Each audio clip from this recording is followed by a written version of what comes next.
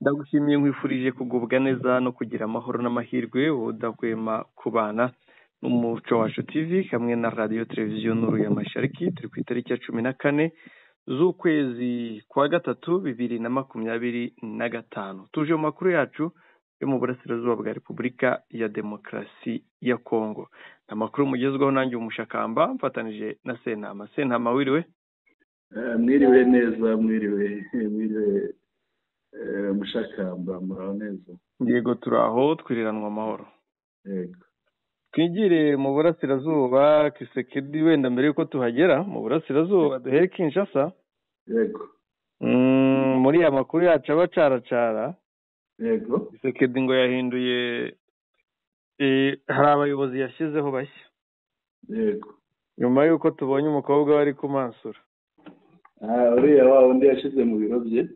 Ngo yarimo yishimira ko yagizwe umujyanama. Akambara kuri uriya yagiye ikindi perezida. None minisitiri we yambara ate urubyiruko. Ntuzi ko minisitiri w'urubyiruko warenze hariya. Watubwira bagiyeho abayobozi bagiyeho harya bari hehe buriya ndabafite bamwe babo kwa Wembi ngo haye mu kanya abo kwa Wembi nahoze mbona muri commentaire abakongomani bavuga ngo nabaruba gusa cyane cyane n'abapolisi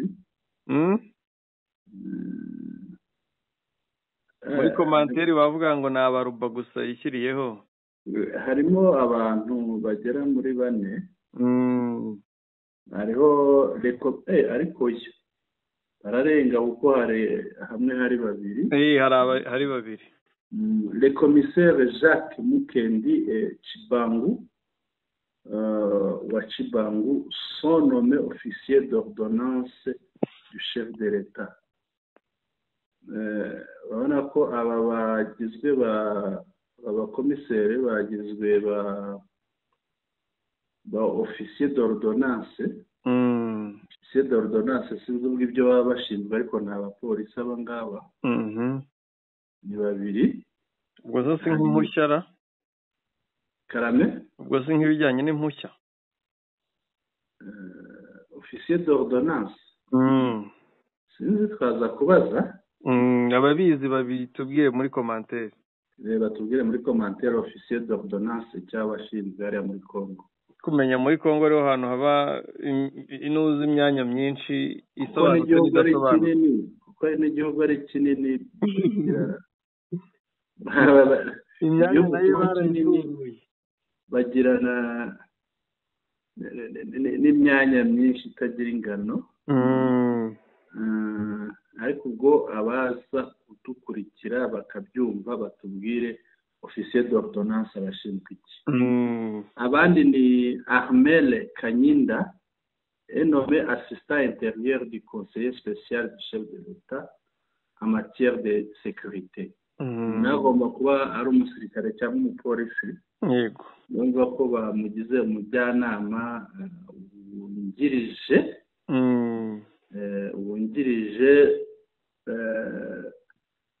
Jyanama wungirije ariko mu bijyanye n'umutekano. Hari Jo Dumbi Kabangu est nommé en tant que conseiller spécial du chef de l'État chargé des ressources extérieures et du suivi des projets. Uyu Jo Dumbi Kabangu yagizwe umujyanama udasanzwe yego umukuru w'igihugu akaba ashinzwe ibijyanye n'ubuzima mbese ni ibijyanye n'ibyo hanze y'igihugu n'ububanyi n'amahanga no gukurikirana imishinga. Yego. Hari le major Tabu Eboma est également reconduit dans ses fonctions d'aide de camp du président de la République. Uyu majoro Tabu Eboma. Uyu majoro Tabu Eboma yarasanzwe n'ubundi muri uyu mwanya kuko urabona ko bavuze ngo yabaye reconduit kombi ni ukuvuga ko bamusubije mu mwanya yarasanzwe. Yego. Noneho icyo yari asanzwe akora yari aide de camp du président de la République. Aide de camp muri bino bihugu by'anglophone, francophone, barahina bakamwita ADC. ADC sinzi uko nabyita. ADC ni nk'umujyanama ahubwo wabona aruta abangaba babiri. Niwe bungirije babiri bashinzwe ibijyanye n'umutekano. Ubu rero Majoro Tabu Eboma urumva ko yari asanzwe ari ADC, babita ba ADC, ubwo rero yakomeje ako kazi ke. Yego. kugira ngo ngabo abari mu kazi kwa Kisekedi. Muri iyi minsi ari gushyiraho abayobozi cyane. Agomba kubashyiraho, agomba guhindagura kuko bitewe n'ikibazo kiriho afite hariya, abantu benshi atizera, indagurika, umutekano muke, abahindagura agira ngo arebe uwamwumvira neza, we yajya ategeka akamutegeka ati ibi ngibi akamwumvira. Ubu abasirikare n'abapolisi ngo barazira ko banze gupfira ku rugamba nk'uko umukuru w'igihugu yabibasabye. Ariko Mushakamba hari icyasekeje, icyasekeje ni uko uriya mupolisi uriya yaragiye mu mwanya wa nyakwigendera wasimbuye Nuza Cirumwami amaze gupfa. Yego. Uriya mupolisi hari ijambo ribi yavuze, yavuze ngo M23 AFC ngo nibibeshya bakaza igoma, ngo Goma ngo niyo mva yabo, iryo rumbi ryabo. Iryo jambo nongeye kuribona uyu munsi ndaryibuka. None ahubwo niba bazahamurasira nibaramuka bamucira urwo gupfa. Yarabivuze ngira ngo nakaguhaye buriya. Yego nakabonye. Nahoze ndeba inkuru zitandukanye ziva muri uru rubanza. Yego. Ejo rutangira. Dore ngira ijambo rye. Yego naribonye, kereka urisomye. Byashyizweho n'uwitwa Maître Jackson Gatiyoni yahoze akuriye urubyiruko.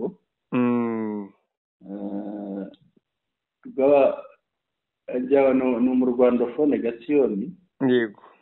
Abati si le M23 ose arriver à Goma, M23 nihirahira ikagera i Goma, Goma sera leur cimetière. Goma bizabirimbira iryabo.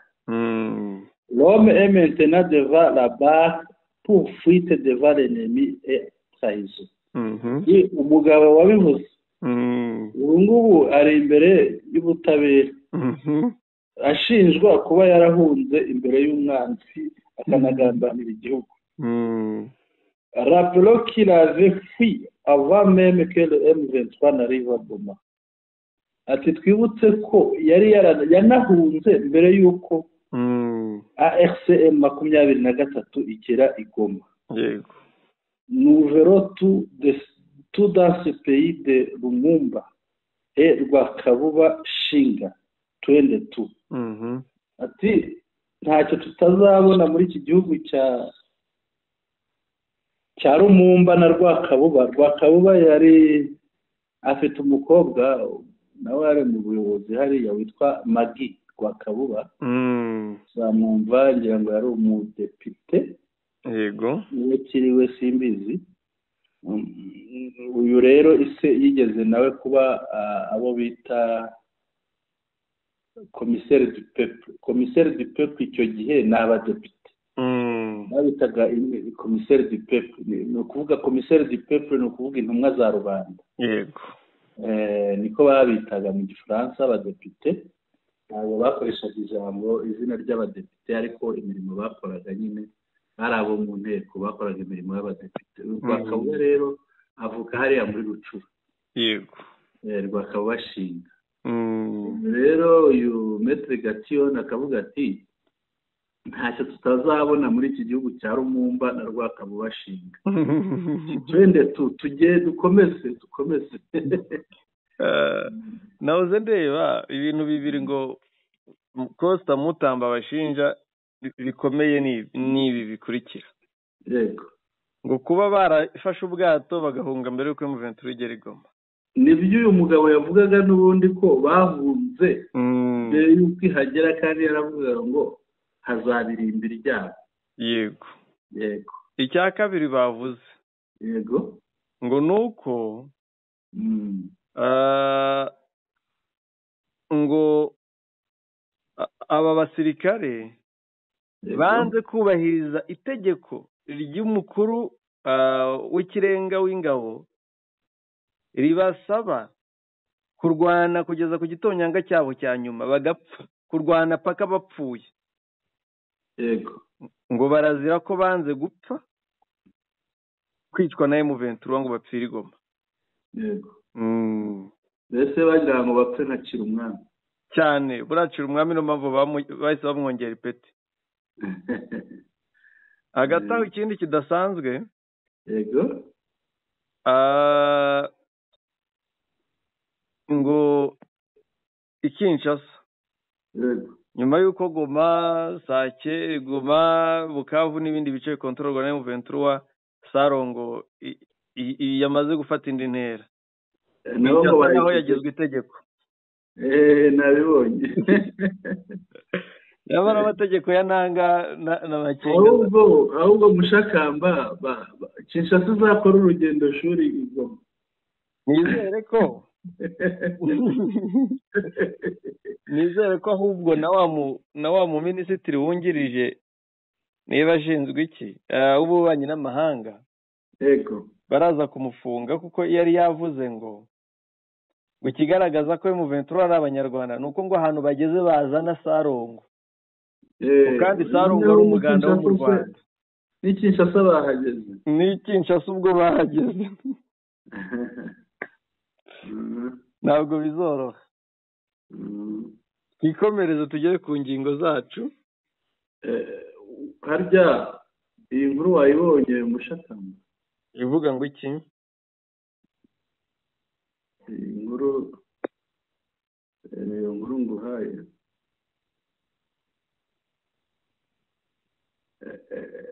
Cya kirombe gikomeye cy'Abanyakanada cyafunze. Niyo iri ku ngingo yacu ya kabiri. Turabifite harya? Nanzi ko ntabiguhaye. Ingingo ya kabiri ndabonaho RFI. Yego. Ingingo ya kabiri RFI ni ya mbere ubwo ngubwo twayigeze ya mbere. Rero muri Warikare? Oya ntabwo iyi nkuru iriho Mushakamba turayongera. Nta ngingo yo muri Warikare nashyizeho. Ngiyi niyo ya mbere. Ingingo yo muri Warikare ubwo bikubiwemo nibyo. Yego. Reka dukomeze. Twakomeza ntacyo. Warumbwiye? Twinjire ku ngingo ubundi tuzisesengure tuzijye mu buryo bw'irambuye. Tubwire abakunzi bacu ingingo tugiye kuganiraho. Tugiye kuganira ku ngingo zigera kuri 3. M23 igiye kubohoza ikirombe cyatumye Canada yibasira u Rwanda ruzira M23. Ikirombe kiri muri Warikare Mushakamba. Yego. RFI yahagurukiye kuvuga ukuri ku ntambara ya AFC M23 ititaye ku bikangisho bya Kinshasa. Yenda ahantu ibi bikangisho gusa Mushakamba. Bibe n'ibipfukamunwa batanga. Indonyi. Ibipfukamunwa ubwo nawe nabitsinze. Noneho ingingo ya 3 ni ikiganiro twaraye dusezeraniye abakunzi bacu ko tuza kubaganirira ku kiganiro General Sultan Makenga yagiranye na wa muzungu Alain w'Umubiligi. Igice cya kabiri. Yego. Turagaruka ku gice cya kabiri rero kuko igice cya mbere twaraye tukibuzeho. Yego, reka dutangire tuganire kuri iyi ngingo ya mbere. M23 ko igiye kubohoza kiriya kirombe, noneho tubiganireho umushakamba tubyumve, ariko mbanze wenda nsome iyi nkuru, ni ngufi. Bayita Alpha Mine Bissier Mining Farm. No, hano ni mu Gifaransa. Bissier Alpha Mine Bissier Mining Ferme ses mines. La menace du M23 s'intensifie. Umutwe w'inkuru uravuga ngo company ya Alpha Mine Bissier Mining igiye gukinga imiryango yayo cyangwa se igiye gufunga ibirombe byayo. M23 ikomeje kubotsaho igitutu. Ni muri Kivu y'Amajyaruguru. Yego. Baravuga bati Alpha Mine Bissier Mining ferme ses portes jusqu'à nouvel ordre. Ifunze imiryango yayo cyangwa ifunze ibirombe byayo kugeza ikindi gihe izafatira ikindi cyemezo. Ubwo ifunze mu gihe kitazwi. Yego. Ishobora gufunga burundu, ishobora gufunga mu gihe runaka, ikazongera igafungura. Ahantu afatwa ikagiheba. Diru na Gisekedi ikabirarangiye. Komeza bavuga bati la société minière Alpha Mine Bissier Mining, reconnue mondialement pour sa production de thym, est située à Walikale dans la province du Nord Kivu, a annoncé la suspension de ses activités et l'évacuation de son personnel à partir de ce vendredi 14 mars 2025.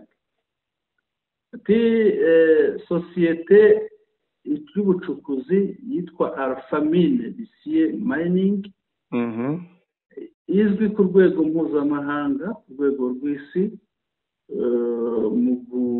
mu gucukura no gutunganya ubutare bwa eta sinzi uko bwitwa mu Kinyarwanda, ibarizwa muri Walikale muri ntara ya Kivu y'Amajyaruguru. Yamenyesheje ko ihagaritse ibikorwa byayo kandi itangiye gutwara abakozi bayo ibavana hariya guhera kuri izi tariki 14 kuri wa gatanu 14 z'ukwezi kwa gatatu 2025. Cette décision fait suite à l'avancée des combattants du M23 dans la région. Ati ibitewe nuko M23 ikomeje kwigarurira uduce muri kariya gace, ikaba irimo ihasatira.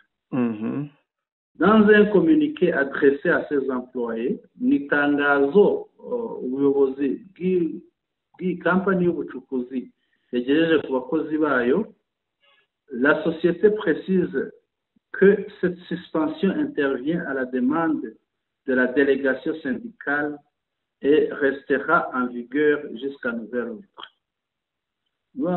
Muri iri tangazo bamenyesheje abakozi bababwira ko guhagarika imirimo mu gihe kitazwi kuje gukurikirana n'intumwa za sendika, kandi intumwa za sendika ubwo nizo zabisabye bitewe n'uko babona M23 yegereye cyane. Noneho ibingibi iki cyemezo kikazakomeza kugeza igihe bazafatira undi mwanzuro mushya. Ngayo nguko iby'ubucukuzi bwa Kiseke. Hano hari agatangazo uze kugasomaho, ako nari nashyizeho akamenyetso. Hari ibyo kadetayamo gatoya, yego, kagaragaza ko ifatwa rya Nyabyondo ari ryo ryabaye intandaro cyane, kuko iyo uri hariya uba ufashe inzira yerekeze ko hariya muri Walikale. Kuko numara wenda uze gusoma uhereye munsi, uhereye nyuma y'aho barangaho ikirombe kiri, kuko ibindi birasa. Yego. Ahanditse this decision. Birihe? niba uyisoma urabona ahantu hariho Walikale district. Okay. Munsi rwose urahita uhabona tugasome kose. Ariko ndabona abana gaciyemo hari igice kitariho. Yego aha niho bafashe hamwe hari ibintu by'ingenzi ahangaha. Avuga ngo Alphamine temporarily ceases mining operations. Ngo Grand Bay, Mauritius, March 13th, itangazo ryasohotse ejo. Alphamine Resources Corporation, the company, announced today that its board of directors has made the difficult decision to temporarily cease mining operations at the company's BCA tin mine in Walikale district, North Kivu province of East Central Democratic Republic of Congo. Ni ukuvuga Grambe ngira ngo ni naho ibarizwa aho ifite icyicaro iyo ngiyo iwabo.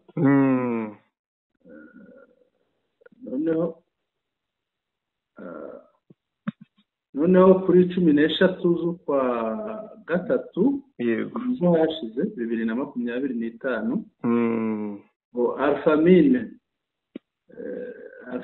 iyi company ya Alphamine yamenyesheje ko yamenyesheje yego ko abayobozi ni board of directors ubwo ni nk'inama y'abayobozi yafashe icyemezo gikomeye cyo guhagarika mu buryo bw'igihe gito hano mu buryo bw'igihe runaka kitazwi ibikorwa byabo by'ubucukuzi bya company ya BCA tin mine ikorera muri Walikale district ubwo ni noza ni territoire ya Walikale muri Kivu y'Amajyaruguru mu burasirazuba bwo hagati bwa Kivu bwa Repubulika Iharanira Demokarasi ya Congo. This decision was made after insurgent militant groups have recently advanced westward in the direction of the mine's location in the DRC, occupying the towns of Nyabiondo on 9th March 2025, the capital of the Oso Banyungu sector, located at 110 kilometers northwest of Goma, followed by Kashebere, a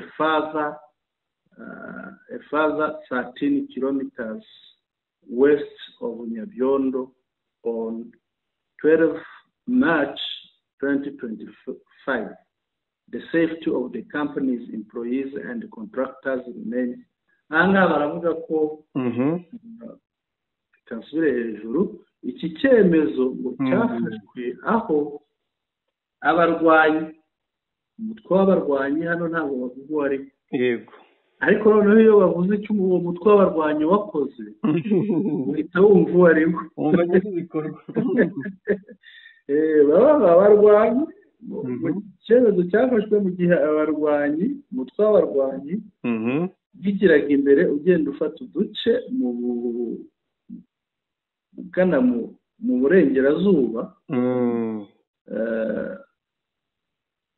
burengerazuba werekezaho icyo kirombe kiri muri Congo yego aho uwo mutwe wafashe Nyabyondo iyo bavuze umutwe wafashe Nyabyondo rero turawuzi turaruzi uwo mutwe wafashe Nyabyondo ku itariki 9 z'ukwa gatatu 2025 ni Nyabyondo ikaba ari umujyi mukuru wa sekiteri yitwa Oso Banyungu iherereye mu birometero 110 uvuye i Goma. Uvuga kuva i Goma barabara kugera Nyabyondo barabara ko ari 110. Noneho bikaba mu majyaruguru ashyira uburengerazuba bwa Goma. Ifatwa ry'uyu mujyi rikaba ryarakurikiwe n'ifatwa rya Kashebere. Kashebere akaba ari ahandi urenze nanone Nyabyondo werekeza muri iriya Warikare. Nyabyondo ngo kugera Kashebere ni ibirometero 13. Yego. Werekeza mu burengerazuba. Nyabyondo aha naho hakaba harafashwe ku itariki 12 z'ukwa gatatu 2025. Ibi rero ngo bikaba bituma umutekano w'abakozi b'iyo sosiyete y'ubucuruzi ugerwa ku mashyi. Bakaba bahisemo bagafunga igihe kitazwi. Abazungu bahunga mbere. Bwana Sentama, ibi byatumye abantu bamwe bitewe n'amavideo yagaragaye abakozi bari guhunga muri icyo kirombe. Yego. Amavideo yirakwirakwira byatumye abantu bavuga ko M23 yaba yakigaruriye ariko ntirahagera, ariko batangiye guhunga. Bahunze mbere Mushakamba kuko kuva Nyabyondo kugera muri Warikare ashobora kuba hari ibirometero bitari ntabwo biri hasi ya 50. Hari naho 70 hari naho 70 bigera. Ni ubusa kuko twarabibonye, ni ibintu twabonye. None se ibyafashe umunsi umwe n'igice kugira ngo igere i Goma kandi barabaraga ku birometero 20. Urumva hariya noneho byo ntabwo byarenze n'icyumweru, ntabwo cyaba kirimo. Yego. Kandi noneho urumva ahantu haba ubucukuzi ntabwo bagiye kubibigwara nka MONUSCO yafungiranywe amabuye hariya kugeza inaniwe kuyakura, none bikaba byarayiyobeye yarabuze aho ikira n'ayimira, cyangwa ngo babe nka SAMIDRC, ahubwo kugira ngo bo bashatse kwiyarura hakiri kare. Bwana Sentama, rero hari amakuru atandukanye menshi. Yego. Kandi tugomba kugeza ku bantu bacu. Yego. Bamwe mu b'ingenzi barindaga ibi birombe barimo FDLR. Yego. Muri iyi minsi hari imirwano idasanzwe iri kuba abantu ariko ntibamenye ibyayo. Yego. FDLR rero nyuma y'uko zambuwe uriya mugabo Gakwerere. Yego. Omega ibyo bikaba ntawe uzi biri hagati y'umu Shawo Omega ngo yagize n'ibyago umugore we ngo yitabye Imana. Yambaye nka data. Wigoma ariko. Umugore we wigoma. Oya. Uyo mu Rwanda. Mama w'abana b'abahungu. Yego, mama w'abana ngo ararwaye. Reka tubihanganishe. Ibihangane kadusaba ari abahungu. Uriya mukecuru yanze gukurikira umugabo we mu mashyamba, arera abana mu Rwanda bakorera igihugu n'ubu bari kugikorera. Turabihanganishije cyane. Ari abahungu rwose bihangana. Nabimenye mu gitondo. Ngira ngo yabaye n'urugero rwiza. Yego, kuba yaraje mu urugero rwiza na mama w'abantu bumvisha ubuhamya bwatanzwe n'uriya muhungu wabo muto. Bigaragara ko yabanye na nyina akamurera neza. Yavuze ukuntu yabaga afite ubwoba, ati ubu baratuma nge niga baranyemerera, nyina akavuga ati genda wige wigira ikibazo, ntagendere ku bwoba bw'umwana we cyangwa ku myumvire y'abaturanyi cyangwa ku magambo y'abaturanyi. Yego. Ariga akajya gusaba scholarship cyangwa inkunga yo kwiga ko atarayibona kubera izina rya se, yahagera kubera amanota bagakoresha ukutabera, nawe akabona umwanya nk'abandi, ariga ararangiza bari gukorera igihugu. Byose rero urumva ko mama wabo ni ubutwari bwa mama wabo. Rero mu makuru mfite ari hariya. Yego. FDLR zamaze gucika intege, zatangiye kwigendera kuko ngo ntizishaka gupfira mu mwari amashyamba. Bazajya Canada se bazajya. Urabafite ahandi bari gutegura. Ariko batashye kweri bari abahungu. Rero iyi mirwano. Yego. Warikare ibyayo buriya gufata biriya bice kwinjira muri Warikare. Yego. Hari ibitero bitatu byari bihari. ariko Mushakamba yego hari amakuru mbona ko ngo bagisesekayemo bimeze bite? ni amakuru ari kuvugwa ariko nta gihamya nta video n'amafoto ya kiriya kirombe ndafite imbere yanjye, ariko nta mu M23 yarimo.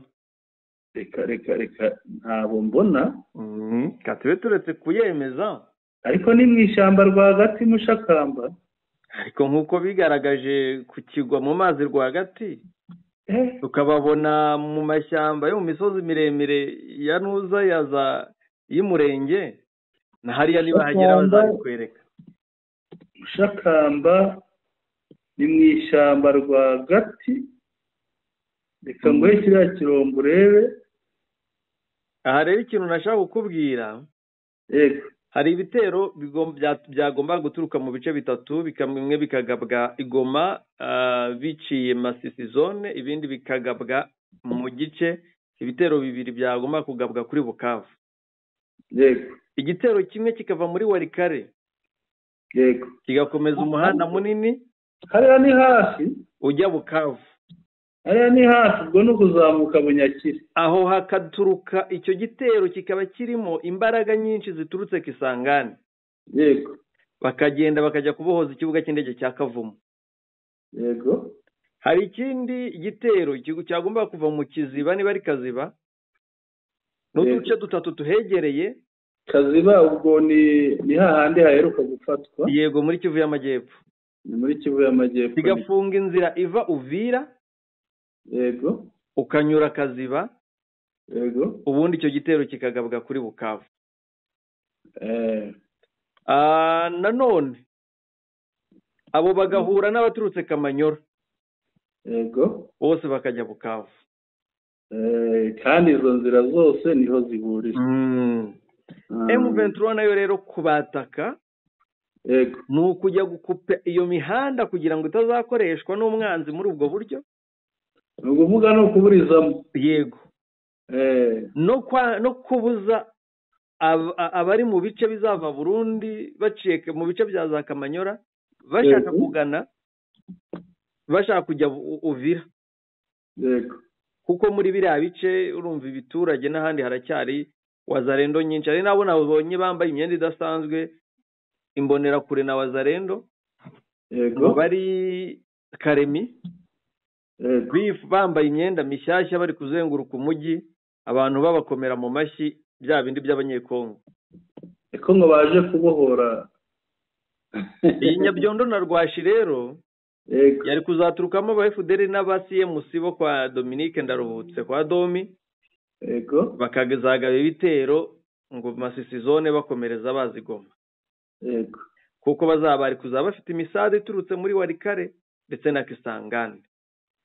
none imigambi irapfubye, none imigambi yabo irapfubye. Arandi makuru wenda nibwo ngomba guhuza nayo. yego FARDC ngo iri guhatira UPDF kurwanya M23, kurasa M23. UPDF ikabwira ati ayo matiko yanyu ntituyazi, mugende mwumvikane nk'abantu b'abavandimwe. yego ati twebwe ibyacu twazanwe na ADF, nta kibazo dufitanye na M23. yego ayo niyo nashaka kongeraho kuri iyi nkuru kugira abantu babimenye. harayo nanjye ngira ngo nkubwire y'i Burundi. yego reka nyarebe nyakugezeho ay'i Burundi, biri y'u Burundi ngo bushake imishyikirano, ibiganiro. Mushakamba ngo baba butegura izindi gahunda. oya Burundi buri mu mirwano ku buryo bweruye. gutegura ibiganiro bisa no kujijisha rwose, bisa nko kukeza abami babiri. Kuri y'u Burundi ngiye ibiganiro leta y'Igitega, Gitega ubwo ni kapitali, umurwa mukuru w'u Burundi, bariko barondera ku Rwanda n'ubundi bujanja. ubujanja ubwo ni n'uburyarya, nk'uburyarya nk'uko vyamye, kuko n'ubu repri z'aba FRDC zibera mu Burundi. kuvuga FRDC bakubitiwe hariya bajya mu Burundi. hier soir yashyizemo n'igifaransa ejo hashize yego ubwo yayimpaye umunsi ejo hashize Cibitoke haciye pikapu zirenga 10 z'igisoda ca Kongo sans plaque mu Cibitoke hanyuze pikapu ni ziriya double cabine ariya kamyonete yego ngo arenga 10 ngo yuzuye abasirikare ba Kongo Cibitoke ni mu Burundi zidafite plaque none mushakamba wakwibaza ngo abasirikare ba Kongo bajyaga he bajya gukora iki hariya agakomeza ati en plus n'ubu byongeye kandi imyimenyerezo ya gisirikare ibera Cishemere zone Cibitoke mu masengero batubesha ngo ni ya FDNB nitwumva ibiturika ntiduhahamuke ariko sivyo irimo imbonerakure ziva mu gihugu cyose irimo FDLR abakongore kuvuga abakongomani bahunze bageze Burundi abagabo n'imisore ntibabemerera kuja mu bunzi bajanwa mu myimenyerezo ya gisirikare yo kuzohindukira kurwana bien sûr abo aba instructeur harimwo abasoda ba FDNB nibyo koko ni ukuri mu barimu batoza abasirikare hano ziko abarimu batoza abasirikare nabo ari abasirikare yego harimo abasoda b'igisirikare cy'u Burundi urabyumva rero ko bakorera imyitozo mu nsengero yego noneho ngo bakababwira ngo nibumva ibiturika ngo bamenye ko nta kibazo ngo ni ingabo z'u Burundi nizo zitoza kurasa ariko ngo ntabwo ari byo kuko harimo FDLR harimo abakongomani harimo n'ababose yego rero ikibonekeza baguma mu nteguro zigamije guhungabanya u Rwanda na M23 nuwo ikigaragara baguma kwitegura kugira ngo babone uko bahungabanya nyine batera u Rwanda se cyangwa banatere banagaye ibitero kuri M23 imigwano iheruka mu kibira entre FDLB et FDLR nuko Gitega yashakaga ko aba barwanya u Rwanda basubira Kongo guhangana na M23 yegere u Burundi FDLR nayo iti ahubwo mudufashe dutera u Rwanda ubunyene kuko abasoda benshi b'u Rwanda bari Kongo swat baraheba Kongo bagaruke kurwanira igihugu cabo canke baraguma Kongo natwe twinjire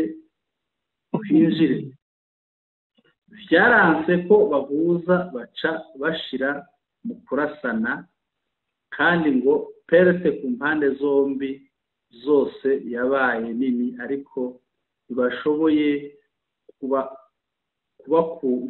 kubakura mu kibira cya Mabayi cyangwa urabyumvise ndabyumvishe rwose uvuga mu minsi ishize icyabayeho M23 isatira kiriya gice cyegera u Burundi ingabo z'u Burundi zashatse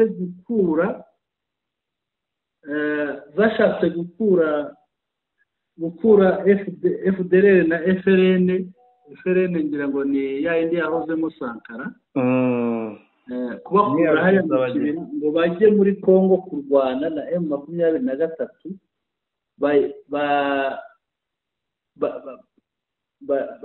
ni nko kwizitira mbese bayibuze kwegera umupaka wabo bayibuze kwegera u Burundi abandi nabo bati ahubwo ni mudufashe dutera u Rwanda mudufashe dutera u Rwanda noneho bananirwa ngo kumvikana basubiranamo bararwana ku mpande zombi rero haba ku gisirikare cy'u Burundi no kuri FDLR na FRN hose ngo baratakaje cyane.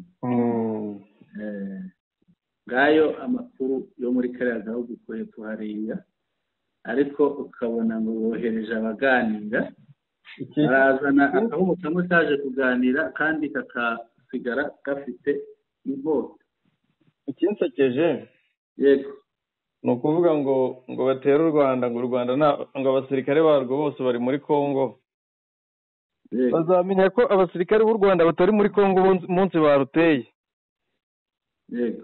Naho kubibabwira ntibabyumva, ariko umunsi bateye u Rwanda nibwo bazamenya ko nta musirikare w'u Rwanda uri muri Kongo, kuko nkeka bazahura n'ibirenze ibyo bahura nabyo muri Kongo. Yego. Twakomeza tukareba n'ubundi ku nkuru yo gupfa kw'abarundi turi busange muri RFI. Nkuru yo muri RFI tujya tubivuga bakadutera amabuye. Twabivugaga bakadutera amabuye. Ubu rero imijugujugu ntibayitere RFI. Channels zimwe na zimwe bakanazifunga. Ariko ngira ngo bimaze kugaragara bazafungishe na RFI. Yego. Reka RFI yahagurukiye kuvuga ukuri ku ntambara ya AFCM 23 ititaye ku bikangisho bya Kinshasa. Ibi ngira ngo ni ibintu byagaragaye mu Shakamba, bimaze kugaragara kenshi. RFI irabivuga, birananditse. Yego. Ngira ngo ariko mbere ko dusoma mu gihe ureba urwandiko. Yego. RFI n'ubundi yavuze ko ngo biriya biganiro bishobora kweguza Kisekedi. Yabivuze, wenda n'iryo jwi turaza kurishyiraho abantu baryumve. Reka turebe icyo RFI ibivugaho. Yego. Nihanganira mbishake. Ngaya amakuru ya RFI. RFI iravuga ko abasirikare b'abarundi barangiye. Yego. RFI iravuga iti RDC, près de 20 soldats burundais tués dans les affrontements contre le M23. Igakomeza iti une vingtaine de ariko ubwo nari ntambutse wenda ntabwira kumva igifaransa. Hafi abasirikare 20 b'abarundi baguye mu mirwano na M23. Ikavuga iti une vingtaine de soldats burundais alliés aux FARDC ont été tués et une dizaine d'autres blessés depuis en début de la semaine dans des affrontements contre le M23 appuyé par le Rwanda. Nayo iracyavuga bya bindi koko nikapfa kuvamo bataragera dans les montagnes qui surplombent la plaine de la Ruzizi dans la province du Sud Kivu selon la FP. Ngo abasirikare bakabakaba 20 b'abarundi. Turumvikana? Yego. Abasirikare bakabakaba 20 b'abarundi bafatanyaga na FRDC biciwe mu mirwano, abandi bagera mu 10 barakomereka. Ibyo bikaba byarabe mu mirwano yari bahanganishije na M23.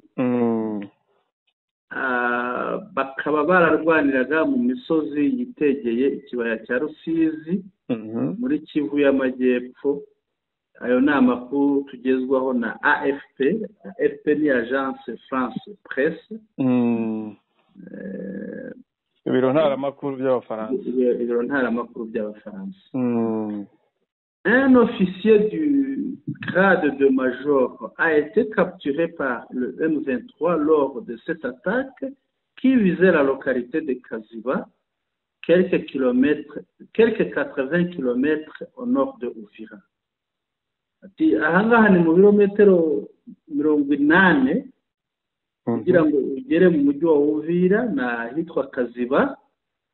Ahangaha rero umufisiye ufite ipeti rya majoro wo mu ngabo z'u Burundi yarahafatiwe muri iyo mirwano.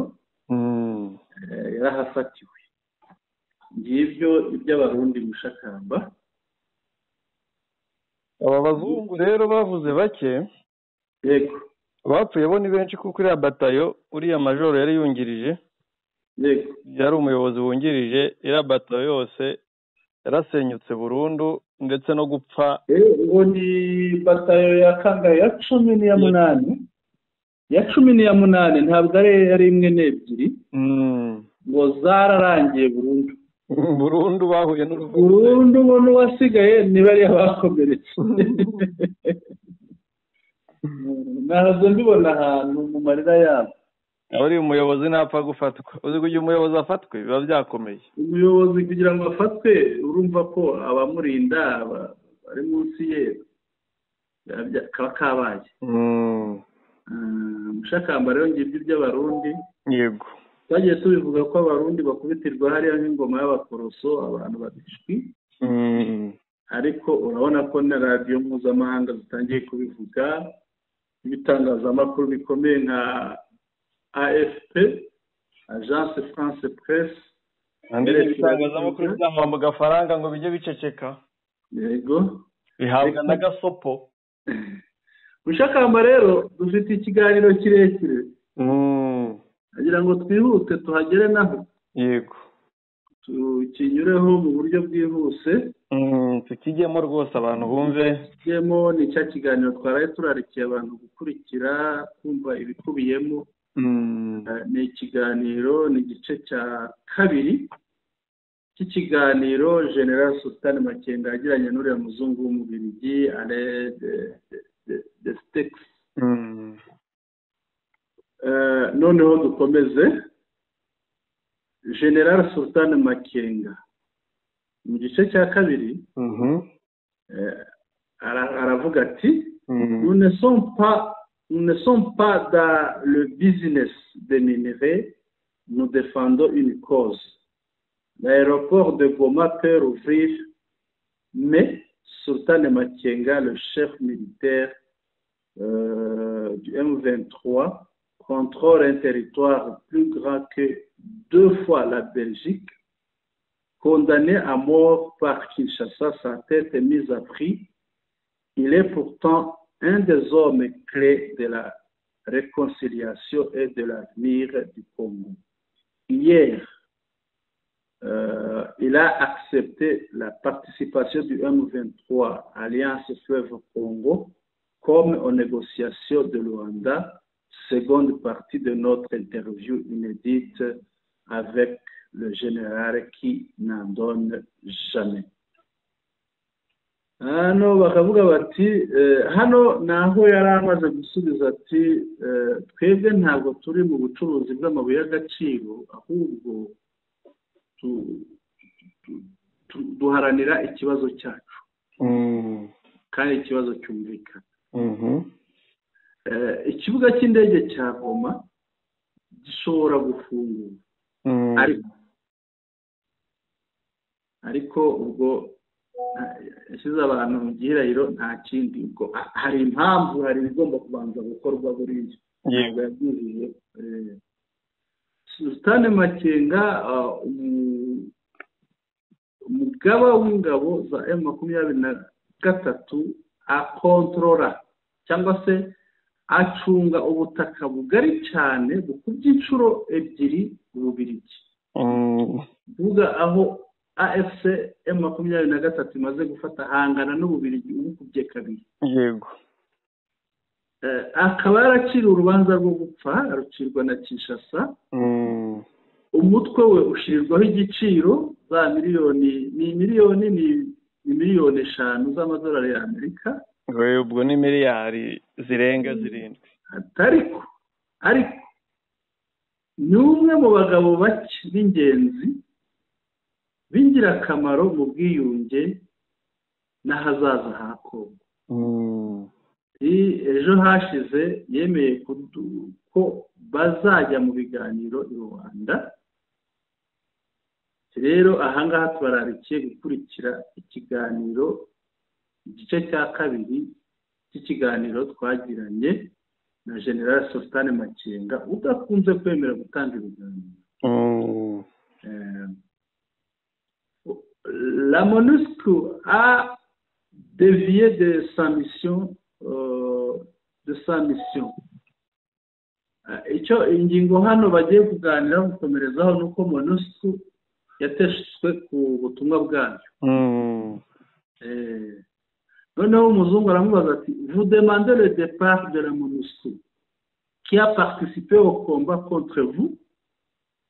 Sultan Makenga ati non, mais la MONUSCO a dévié de sa mission de maintien de la paix et devrait être neutre, même si la MONUSCO a tiré sur nous, nous ne sommes pas animés d'un esprit de vengeance. Quand le combat est fini, il n'y a chez nous aucune haine des anciens adversaires. Yaramubajije ati ese murasaba ko MONUSCO yataha yasubira iwabo kuko yagize uruhare mu kubarwanya? General Sultan Makenga aramusubiza ati oya, ariko MONUSCO yateshejwe ku nshingano zayo zo gucungira umutekano, zo kubungabunga umutekano, yakagombye kuba itagira ibogamizi. Ariko nubwo MONUSCO yaturasheho, ntabwo twebwe tugira umutima mubi wo kwihorera. Iyi ntambara irangiye, nta kibazo tuba tugifitanye n'abo twahoze duhangana.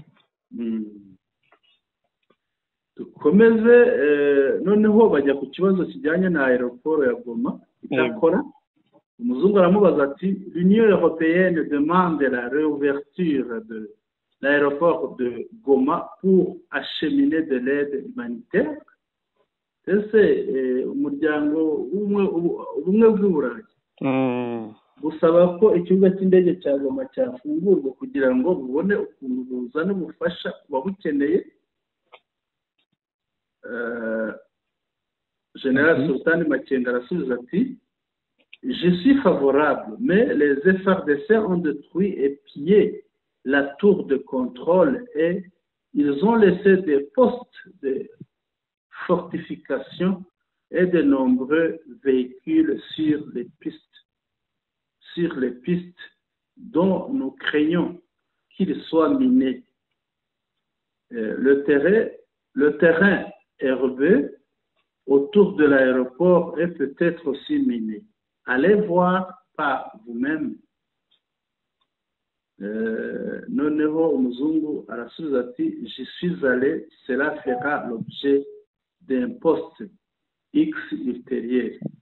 Noneho avuga ko yagiye kureba ko azabitangaza muri post muri Twitter azashyiraho nyuma.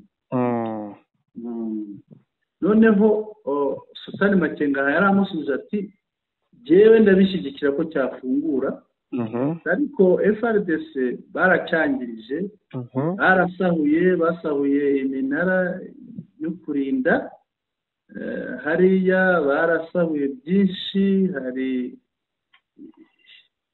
ibiro byinshi byaho basahuye, hari imodoka byinshi bahasize, bisiga aho indege zinyura zica, kandi ibyo bimodoka dufite impungenge ko byaba bitezemo imitego. Ati yemwe no muri ruriya ruhande rurimo ibyatsi naho ruzengutse aeroport, ikibuga cy'indege, naho hashobora kuba hatezemo imitego. Nanjye aramubwira ati cyeyo urebe nawe ubwawe.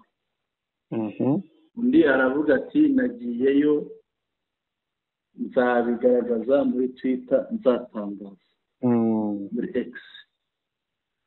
Avec le Rwanda, Tshisekedi cherche un bouc émissaire pour le problème qu'il a créé. Ngo kubw'ibibazo yateje, Tshisekedi ashaka kubyikoreza u Rwanda. ce sont nos frères, ni abavandimwe bacu. ubwo ngira ngo niko Sultan Makenga yamusubije ko abanyarwanda ari abavandimwe. Yego. Yaramusubije ati on vous accuse, hano yarongera Sultan Makenga yaramusubije ati ni abavandimwe bacu. Umuzungu aramubaza ati on vous accuse d'être les marionnettes du Rwanda, babarega ko muri ibikoresho by'u Rwanda. Sultan Makenga général arasubiza ati le régime de Kinshasa cherche un bouc émissaire pour le problème qu'il a créé ou qu'il n'a pas résolu. Les Rwandais nous comprennent et ils essaient d'expliquer notre situation au monde. Ce sont nos voisins et nos frères et ils font face comme nous depuis longtemps à la menace des FDLR. Nous avons encore aussi une centaine de milliers de réfugiés dans des camps au Rwanda qui souhaitent rentrer chez eux. Ahangaha yamubwiye ati umuzungu yaramubajije ati babarega kuba ibikoresho by'u Rwanda. General Sultan Makenga aramubwira ati ubutegetsi bwa Kinshasa buhora bushaka uwo bugerekaho ibibazo bwateje cyangwa se ibibazo butakemuye. Abanyarwanda baratwumva kandi bagerageza gusobanurira isi ikibazo cyacu. Ni abaturanyi, ni abavandimwe kandi banahanganye n'ikibazo nkatwe twese. Ikibazo bamazemo igihe kirekire ni ikibazo cya FDLR. Turacyafite ibihumbi n'ibihumbagiza by'impunzi biri mu nkambi mu Rwanda, bishaka by'abakongomani bashaka gutaha iwabo. Noneho bajya ku ngingo ivuga iti il voulait attaquer le Rwanda, ubwo yashakaga gutera u Rwanda, ubwo ni Tshisekedi. Umuzungu abaza General Sultan Makenga ati pensez-vous que Tshisekedi avait l'intention d'attaquer le Rwanda? Ese uratekereza ko Tshisekedi yaba afite gahunda umutima wo gutera u Rwanda? General Sultan Makenga arasubiza ati il l'a déclaré lui-même. De plus, avec les forces et les armes qu'il avait concentrées à Goma et les alliances dans la région, notamment avec le Burundi et les FDLR, cela me semble évident. Ati yarabyivugiye ubwe. Ibi ni bya bindi bavuga ngo kayice iva mu kanwa ka nyirayo. Yego. Yarabyivugiye ubwe. Ati kuva ati ikindi yari afite ingabo nyinshi n'intwaro nyinshi yashyize hano i Goma. Yego. Kandi yari yarishyize hamwe, yarihuje n'abandi muri aka karere nk'Abarundi na FDLR. Ibyo rero bikangaragariza ko ibyo yavuze byo gutera u Rwanda byari ukuri. Noneho bajya ku ngingo ivuga iti les FDLR sont partout dans l'armée congolaise. FDLR ziri hose mu ngabo za Congo. FARDC yuzuye FDLR. Umuzungu aramubaza ati les FDLR constituent-elles encore une menace? Ese FDLR zaba zikiri ikibazo? General Sultan Makenga aramubwira ati les FDLR sont partout dans les FARDC, y compris dans la garde présidentielle. FDLR ziri hose muri FARDC, yemwe no mu ngabo zirinda umukuru w'igihugu. Ils ont été rééquipés et réarmés. Ils ne peuvent pas gagner la guerre contre nous, mais ils peuvent encore s'en prendre à des populations civiles dans notre zone qui est très vaste et où les villages sont espacés. nta mbaraga bafite zo kuduhangara twebwe ni General Sultan Makenga nta mbaraga bafite zo kuba baturwanya ko ntibadushobora ariko bashobora kwibasira abaturage ku butaka bwacu dukontorora tugenzura ko dufite ubutaka bugari cyane kandi tukagira n'insisiro ziba zitegeranye. Il y a 3 jours, ils ont tué 40 personnes dans le village de Kirumbu. Ciye iminsi 3 bishe abantu 40 mu rusisiro rw'ahitwa Ikirumbu.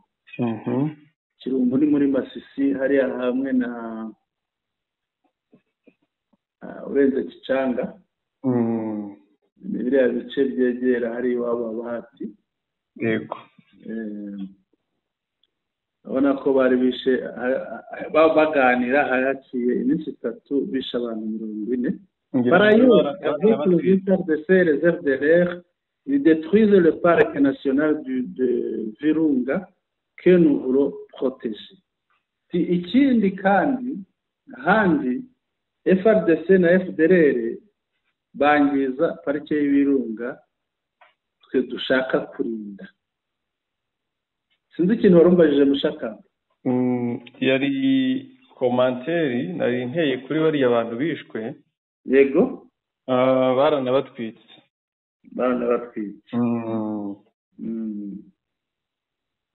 Yeah. Yego. Reka dukomeze. Pas dans le business des minerais. Ntabwo bari muri bucuruzi bw'amabuye y'agaciro. Iyo ni ingingo nanone abagiye kuvugana. Muzungu yarabajije ati certains disent aussi que les minerais constituent votre principal objectif. Ati hari abavuga ko mu ntego zanyu harimo n'intego yo kwishakira amabuye y'agaciro kandi akaba ariyo ntego y'ingenzi. General Sultan Makenga aramusubiza ati écoutez, d'abord on a passé des années dans des zones où il n'y avait aucune mine. Quand il nous arrive de prendre une localité où il y a une mine comme à Rubaya, nous ne nous mêlons ni de près ni de loin à l'exploitation qui est faite de façon artisanale par la population locale à travers les coopératives. Ati byumve neza.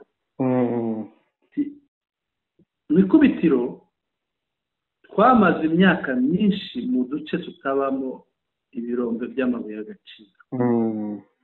Ariko mu gihe twageze ahantu hari ibirombe muri lokalite zirimo ibirombe n'Irubaya, ntabwo twigeze twivanga, yemwe haba bya hafi cyangwa bya kure, ntabwo twigeze twivanga mu bucukuzi bw'amabuye y'agaciro.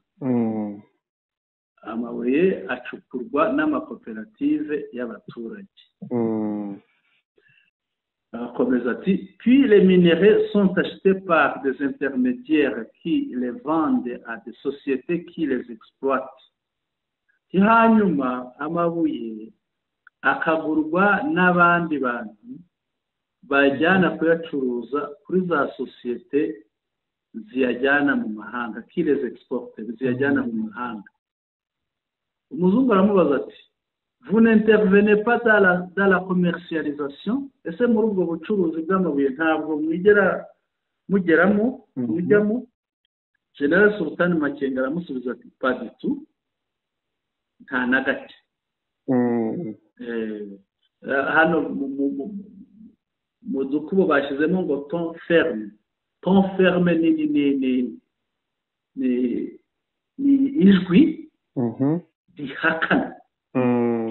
Hakana yaramutsembeye mbese nkaho bavuze mu Kinyarwanda turavuga ngo yaramutsembeye. Mais depuis que nous contrôlons la frontière à Goma et à Bukavu, nous percevons des droits de douane sur les marchandises avec des tarifs plus réduits et sans l'arbitraire et la corruption qui caractérisait le régime de Kinshasa ati ariko kuva dutangiye gucunga imipaka n'Goma ni Bukavu ahangaha ibicuruzwa bisohoka twakiraho imisoro barasora amahoro kandi nayo adakanganye nta na ruswa irimo nta no kujya mu biciro ni ukuvuga ni imisoro iri aho mu mubare uzwi ntabwo ari imibare dufitiye ngo tuyishake ukuntu duhimbahimbe ni imibare izwi kandi nayo atari myinshi ntabwo twebwe dushakamo ruswa cyangwa ngo dushyireho ya mibare irimo indonke nta leta ya Kinshasa des sanctions injustes ibihano bitakurikije ukuri noneho umuzungu aramubaza ati et les sanctions qui vous visent ainsi que le Rwanda ese noneho ibihano bibareba babahannye na bya bindi bahanishije u Rwanda General Sultan Makenga arasubiza ati c'est injuste biriya bihano birabogamye ntabwo utabera burimo la vérité finira par émerger quand on tue les nôtres personne ne s'émeut et il n'y a pas de sanction quand nous réagissons nous sommes sanctionnés ukuri kuzageraho kugaragara ukuri kuzageraho kugaragara iyo bishe abantu bacu nta muntu ukoma yego nta n'ibihano bibaho ariko iyo tugize icyo dukora ku bishe abantu bacu turahanwa noneho umuzungu aramubaza ati quelles sont les relations entre le M23 politique et militaire ese ni nk'aho akamubajije ngo imibanire ya M23 ishami rya politike n'ishami rya gisirikare bibana bite bikorana bite Sultan Makenga aramusubiza ati Bertrand Bisimwa est le président du M23 j'en suis le vice-président et je m'occupe de la branche militaire Bertrand Bisimwa ni perezida wa M23 ndamwungirije ariko jyewe nkarebana n'ishami rya gisirikare nous faisons partie d'une plateforme plus large, la FC, Alliance Fleuve Congo, dont Corneille Nangaa est le coordinateur. Atariko tukaba mu ihuriro rigari ryitwa AFC, ariryo Alliance Fleuve Congo, Corneille Nangaa abereye umuhuzabikorwa.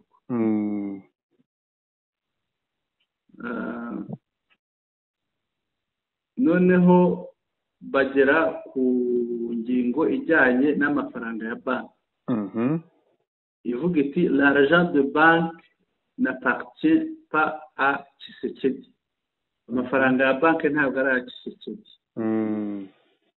umuzungu aramubaza ati à Goma la vie semble normale mais les banques sont fermées pourquoi si à Goma umuntu arabona ubuzima bugenda bisanzwe nta kibazo ariko amabanki arafunze biterwa n'iki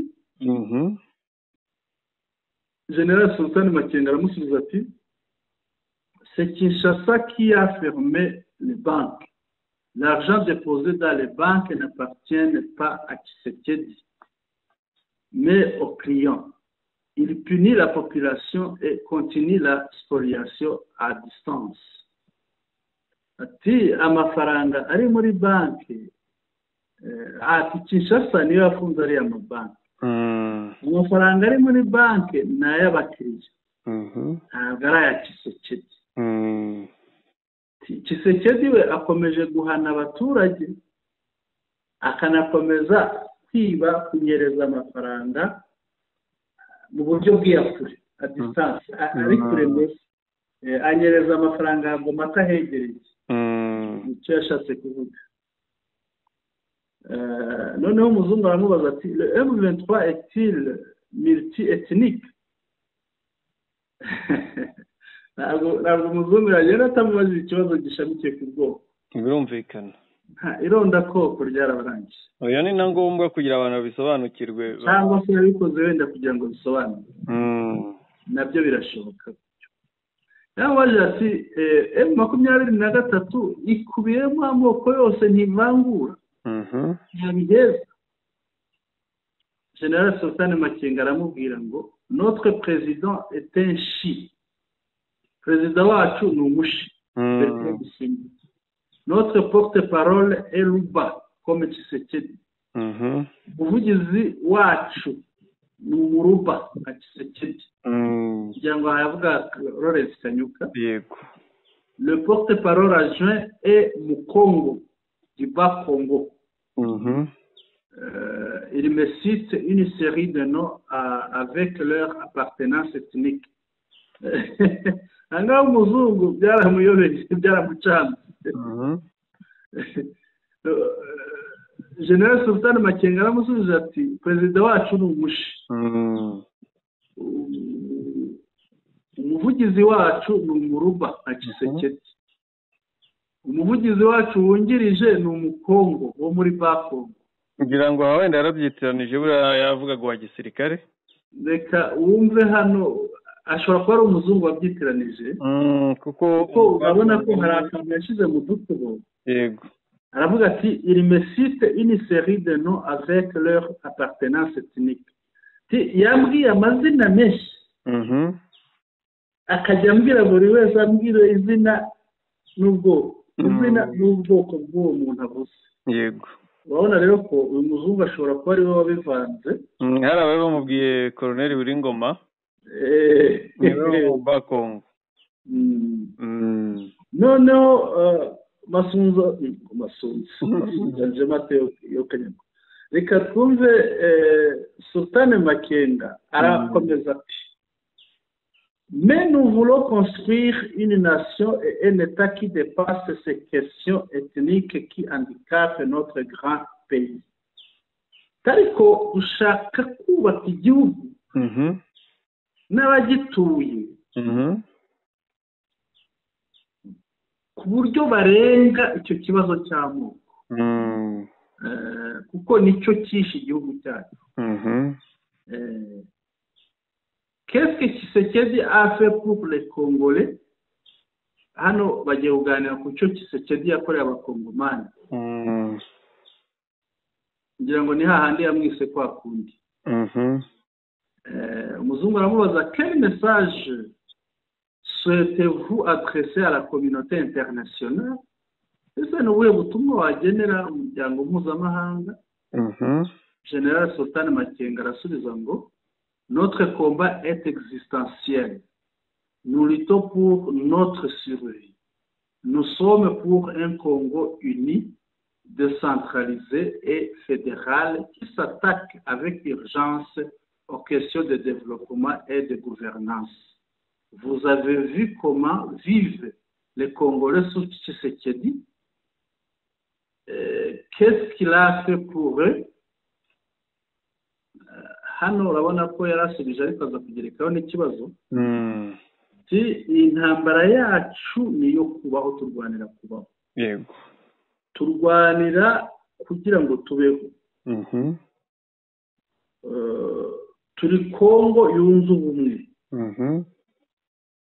No, dushyigikiye Kongo yunze ubumwe. Idacikamo ibice. Ariko ifite ubuyobozi bwegerejwe abaturage. Ibigizwe n'ibihugu byiyunze byunze ubumwe. Eta federo bakagira ibihugu federale, ikaba federale kuvuga buri bice byaba ari intara se byaba ari bikigenga bikaba bifite uburenganzira bwo gukora politiki yabyo, ariko noneho bakavuga kuri politiki yo hejuru bita federasiyo. Dushaka igihugu kigizwe na federasiyo. Federasiyo ni ukuvuga nk'uko wafata nka Katanga ikagira uyiyobora, ugafata n'Urukivu ikagira uyiyobora, nk'uko leta zunze ubumwe za Amerika imeze, nk'uko leta zunze ubumwe za Amerika zimeze, nk'uko Tanzania imeze, Nigeria niko imeze, ibintu nk'ibyo. Noneho ngo kikaba igihugu cyihutira gukemura ibibazo by'abaturage bijyanye n'iterambere n'imiyoborere. Ati wabonye uko abakongomani babayeho ku bwa Tshisekedi, yabakoreye iki? Uwo ni Makenga umubajije. Muzungu aramubaza ati vous êtes un combattant, vous avez passé 5 années dans des conditions très difficiles sur les hauteurs du volcan Sabyinyo aux limites des 3 pays, Congo, Rwanda et Ouganda. Comment vivez-vous dans une maison? Ayo muzungu yaramuzonze. Yarambwiye ati uri umurwanyi, mwamaze imyaka 5 mu buzima bukomeye bugoye bwo mu misozi y'ikirunga cya Sabyinyo, ku mupaka ku rubibi rw'ibihugu 3 ari byo Congo, u Rwanda na Uganda. Ese hano uhabute, uba mu nzu gute? Niyo akamubajije ati ese kutakomeje buriya buzima? Ntiyemera ko ubuzima bushobora guhinduka.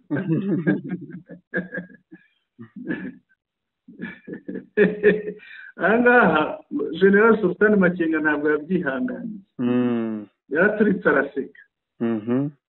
Narasetse cyane. Urabona ko hari umuzungu wabyivugiye ati yarasetse cyane. Je vais vous inviter à aller voir sur place vous-même. Ndagutumira nawe uze ujye kubyirebera. Propos recueillis par Alain de Steck à Goma, kugira ngo ikiganiro ntabwo kirangiriye. Yego. Ariko hano baravuga ko ikiganiro bazatanga no mu Cyongereza. Ngicyo ikiganiro cya General Sultan Makenga, umugaba mukuru wa AFCM 23 n'Umubiligi Alain. N'ibyo ngibyo Mushakamba ngira ngo n'ibyo. Ngira ngo harimo kuri kwinshi cyane ku kintu. Kandi urabona ko mu byamubwira ntacyo ashaka kumuhisha, aramubwira ibyo yamubazaga ashobora kubyirebera, aramubwira ati uraza kubyirebera none. Hari ijambo yamubwiye numva umuntu akwiye kuzirikana cyane. Yego. Ubwo yamubazaga ku by'imiryango mpuzamahanga n'ibi bihugu bikomeye, arangije ati bica abantu bacu bagaceceka. Ni nabwo yabazwaga ku by'ibihano. Ati ariko twagira icyo dukora ku muntu watwiciye abantu, ku muntu utwicira abantu, bagasakuza bagafata ibihano. Yego. Niko bimeze, birasa na rya jambo nyakubahwa Perezida wa Repubulika yavuze ngo bica umuntu bakamushyira imbere y'umuryango wawe, bakagusaba kwemera ko ari wowe wamwishe, gacya bakamugushinja. Yego. Nabo rero yego, FDLR ngira ngo hariya tugaga urutoki FDLR n'aba ba FARDC n'abazarendo. Yego. Bica abantu, ejo bakicwa bari kubahashya, bagatangira bakakira ibihano kuri M23 bakanabishinja. Ngira ngo uribuka Amnesty International inkuru twarebye ejo. Yego. Niba atari ejo n'ejo bundi bavuga umwe waririmbye ngo Tshisekedi ni umusazi na guverinoma ye. Yego. Ibibi yakoraga hariya bamufasha ari kwica abantu baramwica. Yagiye kwiba. Yego. Apfira muri uko guhangana. Ariko barangije bamukiza imbere ngo mu bamizisiye ngo bishwe na M23 Goma. Ko nta wundi bongeyeho ariko babuze uriya gusa. Babuze undi bavuga. ibyabo nyine ngira ngo ubarwanya ari we M23 arabasobanukiwe arabizi byose arabazi mushakamba twagana ku misozo yego twasoza reka dushimire abari badukurikiye tubashimire byimazeyo bakoze kudukurikira kandi turabasaba ngo bakande subscribe ku batarayikanda ikandwa rimwe bakande like ikandwa rimwe kuri buri nkuru bakande share ikandwa hakurikijwe umubare wabo bashaka gusangiza amakuru yacu banatwandikiye muri comments kugira ngo tumenye inyunganizi zabo ibitekerezo byabo ko bidufasha kurushaho gukora neza camunsi cyiza mushakamba yari Sentama mikoro ni yabo akoze cyane bwana Sentama barakoze badukurikiye badahwema kubana natwe umunsi ku munsi Imana ibarinde kandi bahe umugisha mugubwe neza